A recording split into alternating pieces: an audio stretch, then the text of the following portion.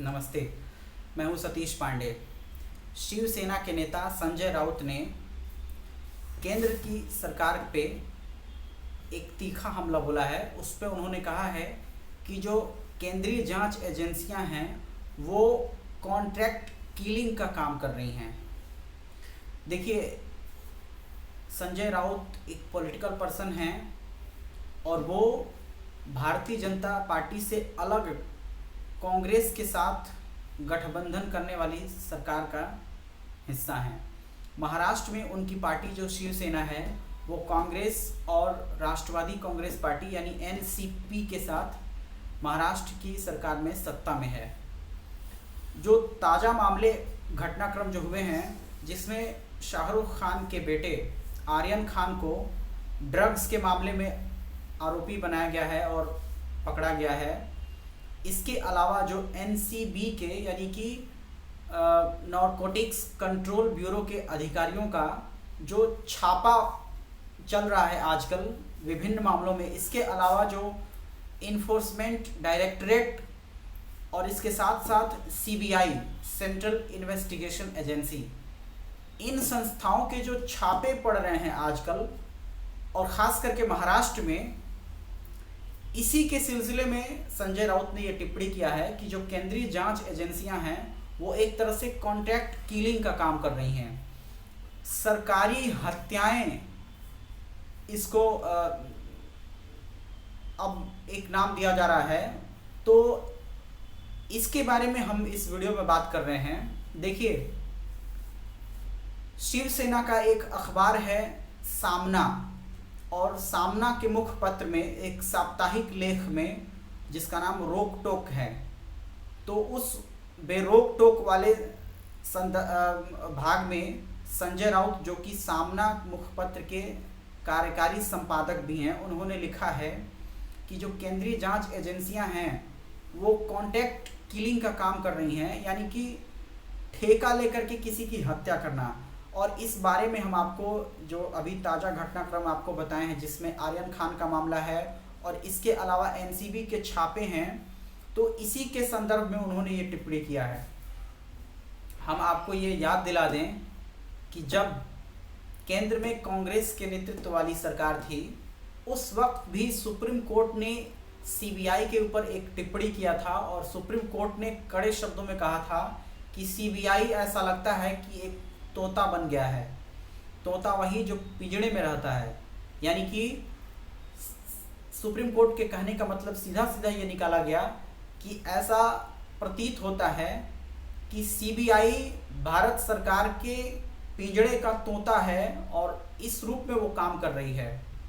हम हालांकि ऐसे बयानों की पुष्टि पर्सनली नहीं करते हैं, लेकिन हम इन पॉलिटिकल जो आरोप हैं और आरोप प्रत्यारोप के जो दौर चलते हैं राजनीति में, उन मुद्दों पे हम इस वीडियो में चर्चा कर रहे हैं। तो सवाल ये है कि ऐसी नौबत क्यों आई कि राष्ट्रवादी कांग्रेस पार्टी और शिवसेना और खुद कांग्रेस जो कि बीजेपी के गठबंधन से अलग विपक्ष में है और ये लोग सरकार में हैं, ये केंद्रीय जांच एजेंसियों के कामों का इस तरह से कड़े शब्दों में विरोध क्यों कर रहे हैं। तो इसका सीधा सा मतलब है कि ये लोग ये सब विरोध पॉलिटिकल है और कई बार ये आरोप लगते हैं सरकारों पे, और ये आरोप भी राजनीतिक ही लगते हैं, राजनीति में रहने वाले काम करने वाले लोगों की तरफ से ही लगते हैं कि जो केंद्र की सरकार है वो राज्यों की सरकारों को, अगर वहाँ पे कोई दूसरे पार्टी की सरकार है तो उसको हमेशा अपदस्थ करने की कोशिश करती रहती है या कमज़ोर करने की कोशिश करती है।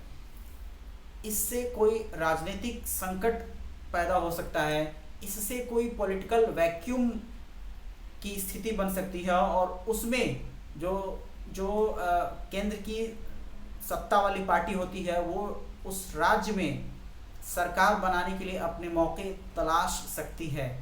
कुल मिलाकर के ये समझने की बात है कि इन राजनीतिक आरोपों में भी समझा जा रहा है कि आने वाली परिस्थितियां जब इन्फोर्समेंट डायरेक्ट के छापे पड़ रहे हैं और सीबीआई के जांच में कई लोग आ रहे हैं तो उन लोगों को जवाब देना पड़ सकता है।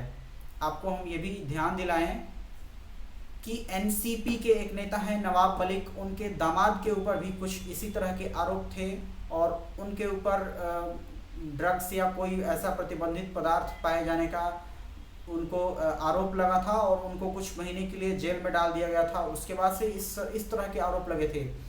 हम आपको ये भी ध्यान दिलाना चाहते हैं कि नवाब मलिक ने हाल ही में कहा था कि आर्यन खान का मामला पूरी तरह से फर्जी है और उनको फंसाने की कोशिश की जा रही है। हम आपको ये भी याद दिलाते चलें कि जाने माने फिल्म अभिनेता शत्रुघ्न सिन्हा ने ये कह दिया था कि आर्यन खान चूंकि शाहरुख खान का बेटा है इसलिए उसके मामले को मीडिया में ज़्यादा तूल दिया जा रहा है, मीडिया में ज़्यादा कवरेज दिया जा रहा है। तो ये आरोप जो राजनीति में आजकल के हॉट टॉपिक हैं, इन आरोपों से हमने आपका परिचय करवाया है। आपको इन आरोपों के बारे में क्या कहना है? हमारा जहां तक मानना है तो हम मानते हैं कि सरकारी केंद्रीय जांच एजेंसियों का उपयोग केवल जरूरी मामलों की तह तक पहुंचने के लिए ही, यानी कि सही से सही जांच करने के लिए, मामलों के लिए ही किया जाना चाहिए। राजनीतिक रूप से बदले की भावना के लिए नहीं किया जाना चाहिए। और मैं समझता हूं कि ऐसा ही ओपिनियन आपका भी होगा। बहरहाल आपका इस वीडियो के बारे में क्या कहना है, आप अपनी राय हमसे इस वीडियो के कमेंट बॉक्स में ज़रूर बता सकते हैं। अगर आपका ऐसे राजनीतिक चर्चा से कोई और ओपिनियन है तो वो भी हमें लिख के ज़रूर भेजिए। मेरा वीडियो देखने के लिए आपका बहुत बहुत शुक्रिया। मैं हूं Satish Pandey. Thank you so much.